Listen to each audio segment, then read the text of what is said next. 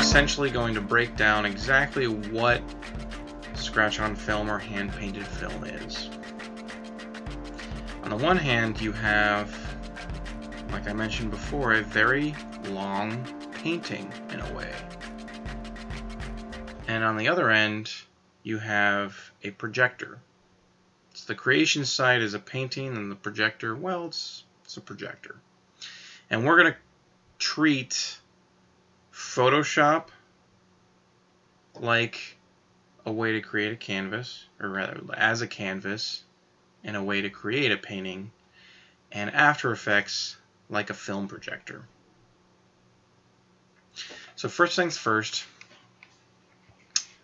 now we're going to create a new project, Control N or new up there, and of course normally these days we want to go with 1920 by 1080 for our canvas for film video, or 2K or whatnot if you're able to. But today to work with this stuff, I like having a smaller frame, just because once you get larger, the file for a Photoshop document gets a little complex, shall we say.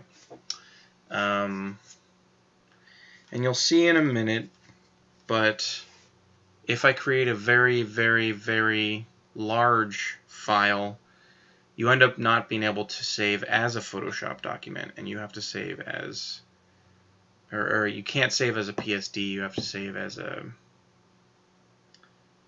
something else. I can't remember what it's called, but it becomes cumbersome to work with, essentially. And besides, it looks better when you work with smaller, because our final product can be whatever size we want it to be. So I'm going to go with an old video size of 640. And to be honest with this, I actually like to work with square images. Even though old film was never perfectly square, nothing film video has ever been perfectly square, really. But I like to work with square, so 640 by 640. We'll call this a squiggle. And now what I'm going to do is I want to work with 10 frames, so to speak. So that means I need my height, or you can do it the other way, you can do it a width, but I need 10 widths in my height, which is simply adding a 0 here. So I'm just going to call it squiggle, like I said. Okay. Next thing I'm going to do is I'm going to break this up into 10 different sections. And I do that by making sure up here in view that my ruler is on Control R or Command R on a Mac. And to make it easier, I want to go to my preferences, and for units and rulers, I want my rulers to be percentages rather than pixels or inches or anything else. Percent. And why is that? Well, it's very easy to break up 100 into 10, right? You get 10, 20,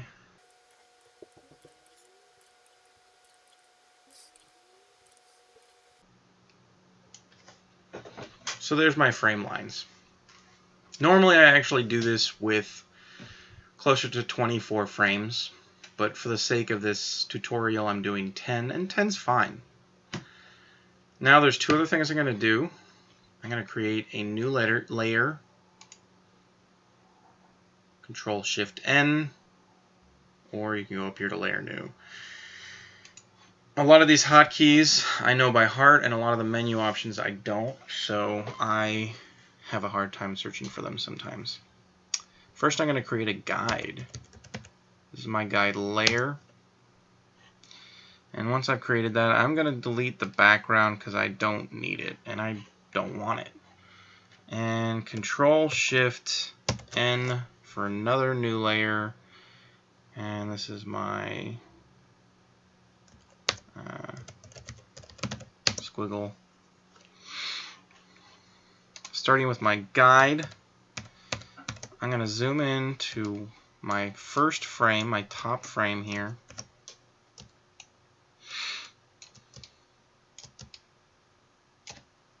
Get in a little closer.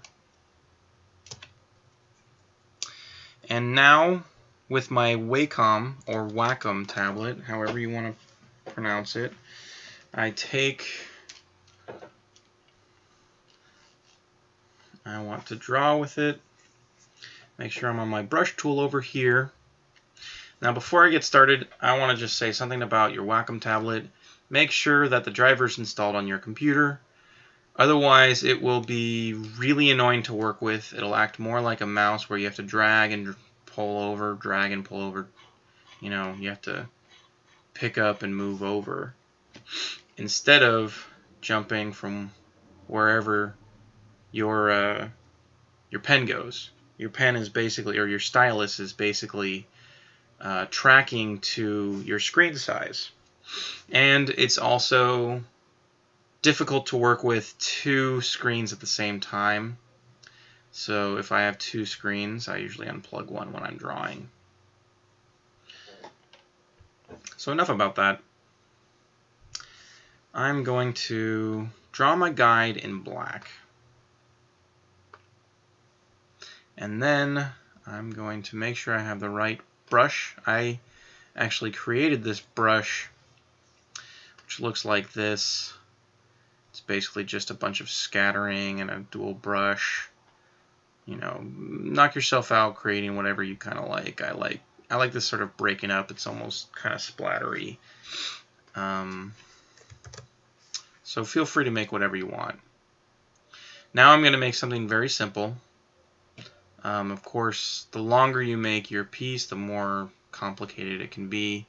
But I just want something simple right now. So I'm going to swoop in like that and done. Don't really want to do anything else because I don't want to complicate it. Now I'm going to add one more thing. I'm going to add another sort of frame line in a way by drawing up here like this. Alright, it can go over my drawing if, say, my drawing ended up going up here. It's not really a problem because the guide's just for me anyways. It's not too hard to sort of follow something that goes off screen like that.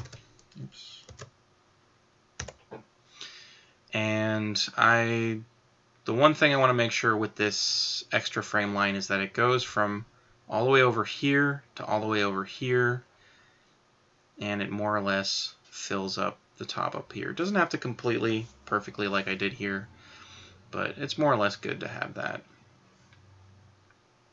So that's my guide. Now my guide, now that I'm done with it, I don't want to draw on it ever again. So I'm going to lock it for drawing. Now I can't draw on it anymore. I can, however, move it. No problem. My squiggle, which is going to be my painting, on the other hand, I want to draw on it. That's actually all I'm going to be drawing on from now on, but I don't want to move it at all. And since I'm going back and forth between these two, doing one and not the other, I want to make sure that I lock this for drawing, but not moving, and this, conversely, for moving and not drawing. Because I've done this many times, and I've messed up my drawings many times by moving the wrong thing and drawing on the wrong thing. So that's a very simple way to never mess that up. So now I'm going to go back to my brush tool. Of course, I can hit B for that. And I'm going to pick a nice color that I really like. And I really like this kind of cyanish aqua. Maybe I'll get a little more aqua over here. I just like this color. For the most part, this color actually doesn't really matter, as you'll see later. It's very easy to change. And actually these days I end up using white often because it's just, I might as well just change it later and not think about it now. But for this purpose, it's nice to see a cool color that I like. Or rather a fun color that I like. And what I'm going to do now is I'm just going to follow this guide and break it up piece by piece. I'm on my squiggle layer, got my color, so I'm going to draw my first part just like that, nothing else. Then I'm going to select my guide layer. I can't draw on it, remember. I'm going to select this up here, or V for move, and I'm going to move my guide layer now down. And it's going out of frame, so I'm going to hold my space bar, which will allow me to go to hand tool. Only while I'm holding my space bar, I'm going to let go. And now we see why we drew the sort of top frame line the way we did. Because it was just off frame, it gives us a hard line. And from edge to edge, it helps us snap into place both on our Photoshop guide and on our left and right side. Now if it's not snapping into place, you need to go to View, Snap. And then I'll go back to my squiggle, B for brush, holding spacebar to move down into place. And I just did that first part, my last one, so I'm going to do this next part here. And actually, I want it to be kind of thin, so I'm going to do that. And back to my guide, V for move, spacebar, squiggle, B for brush tool, guide, V for move, spacebar, squiggle, B for brush tool. Now I'm going to see, where did I end off? I ended off about here. Now on all of these, I am overlapping each portion just a bit, just so that the movement isn't too fast. V for move, down to guide, spacebar, B for brush tool on my squiggle layer, and that got up to just about here. I want it thinner. Guide, V for move, spacebar, back to squiggle, guide, V for move, spacebar, B for brush tool, and it was about here, so I'll continue that. Oops, wrong way. Yeah, see, I almost messed up there. And that's why I do that. And it's on the way down. B for move.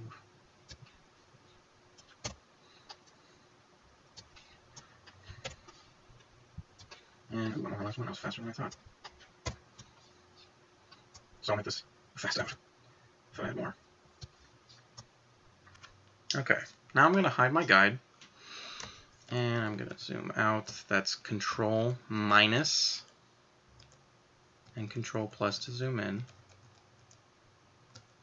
And it's hard to see, but I think it's fine. Anyways, Control S to save.